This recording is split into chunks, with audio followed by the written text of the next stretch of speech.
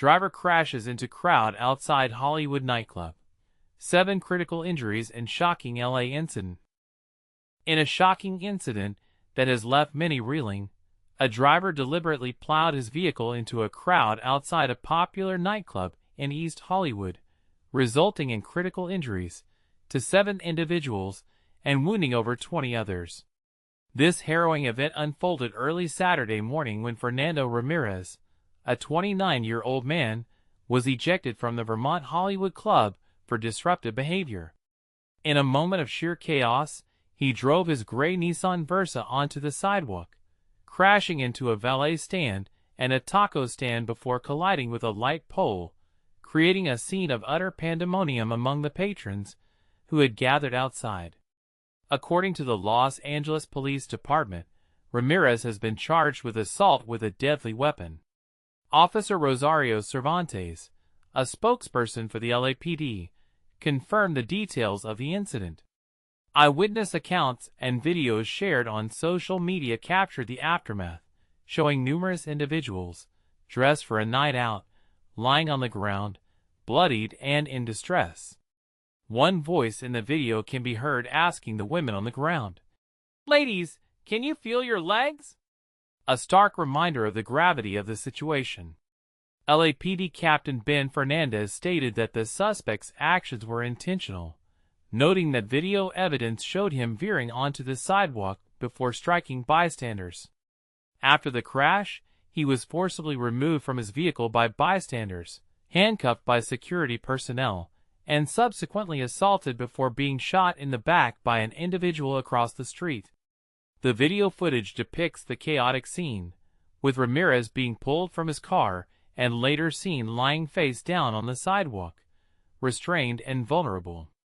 Typically, the area outside the Vermont is bustling with clubgoers enjoying their night, but on this occasion, it turned into a scene of horror.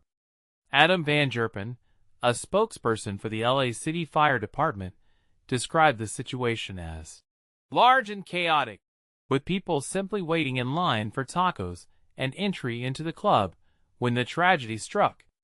In response to the emergency, authorities quickly established triage tents to assist the 30 injured individuals, most of whom were transported to local hospitals for treatment. The nightclub was hosting the Trapeton Party, a popular event featuring reggaeton and hip-hop music, which typically attracts a predominantly Latino audience. After the incident, the driver was taken to a hospital where he underwent surgery and is currently reported to be in stable condition. Meanwhile, 23 other victims were hospitalized, with several local hospitals stepping in to provide care for the injured. The individual who allegedly fired the gun during the chaos was seen fleeing the scene heading west on Vermont Avenue. Police described him as a Latino male, approximately 5 feet 9 inches tall, weighing around 180 pounds, wearing a blue jersey, and possibly armed with a silver revolver.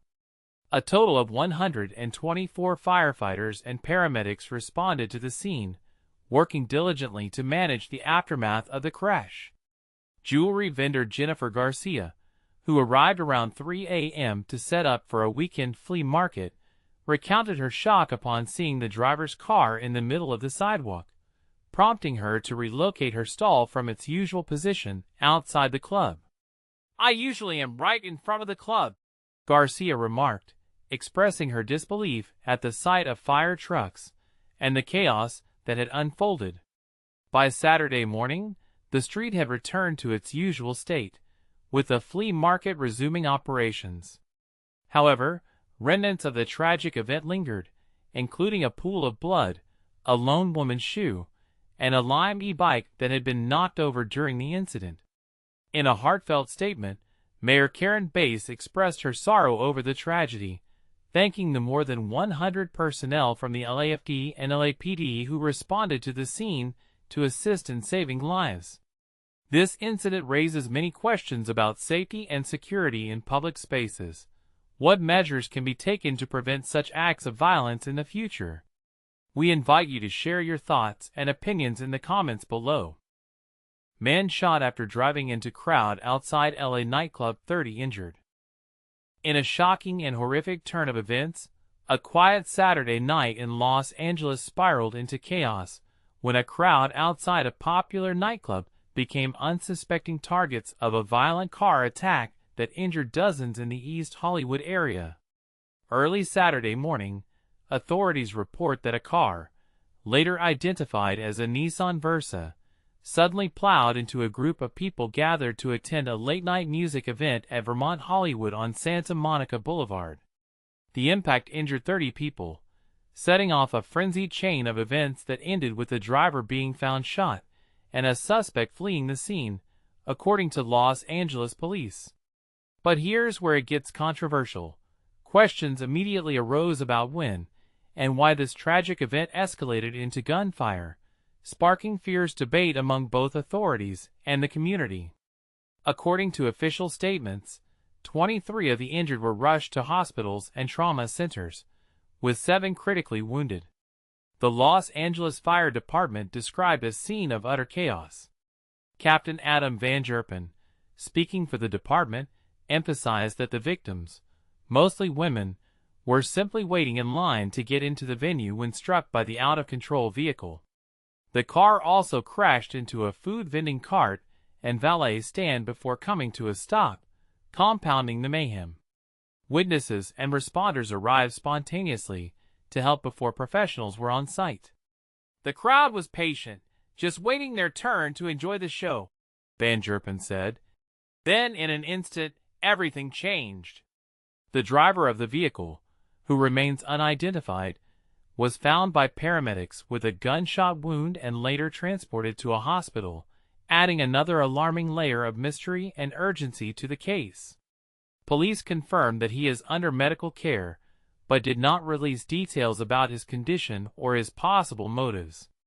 Meanwhile, the search for the person who shot the driver continues, with police describing the suspect as a man wearing a blue jersey and possibly armed with a silver revolver. While officials emphasize that the investigation is ongoing and will be handled by the LAPD as a major case, this leaves the public with more questions than answers. What happened before the shocking crash? Eyewitnesses offer sobering perspectives. Maria Medrano, who was at the scene with her husband selling hot dogs, told the Associated Press that a fight erupted outside the venue shortly before the car surged into the waiting crowd. The couple narrowly escaped injury as their vending stand was crushed in the crash, a moment Medrano credits with saving her life. According to Medrano, it was only after the initial impact that gunshots rang out, sending everyone into a panic. Her first-hand account suggests the sudden violence caught everyone off guard and left witnesses in disbelief. Meanwhile, details about the event itself provide context. Vermont Hollywood had advertised a Reggae-Hip concert scheduled that evening, with the party set to run until the early morning hours. Efforts to contact venue management for comment by phone went unanswered in the immediate aftermath. The venue's online schedule confirmed the planned entertainment, but gave no indication of what would become a night marred by tragedy. While the investigation focuses on reconstructing events and confirming whether the driver was shot before, during, or after the collision, the incident has already ignited heated discussions about public safety, crowd control, and the potential for such chaotic scenes to erupt in any urban setting. Here's a point sure to spark debate. Could better security measures have prevented this? Is there more than meets the eye to the sequence of events? Some might argue this was a freak accident. Others will suspect deeper motives or intentional harm. What are your thoughts? If you were on the scene or live in the area, do you feel that the response was appropriate? Should there be more accountability for venue safety and crowd management, or was this simply an unpredictable act? We invite you to share your reaction in the comments. Do we need tougher laws or greater community vigilance after an event like this, or are such tragedies, sadly, beyond prevention? As authorities sift through evidence and witness accounts, what's clear is that the road to understanding this tragedy will be long and complicated. The people of East Hollywood and the nation are watching closely, hoping for clarity, accountability, and above all, reassurance that this will not happen again. Side note: to support independent, trusted journalism like that from PBS NewsHour, consider ways you can give back and help ensure stories like this are told with accuracy and depth. Photo references omitted as per instructions.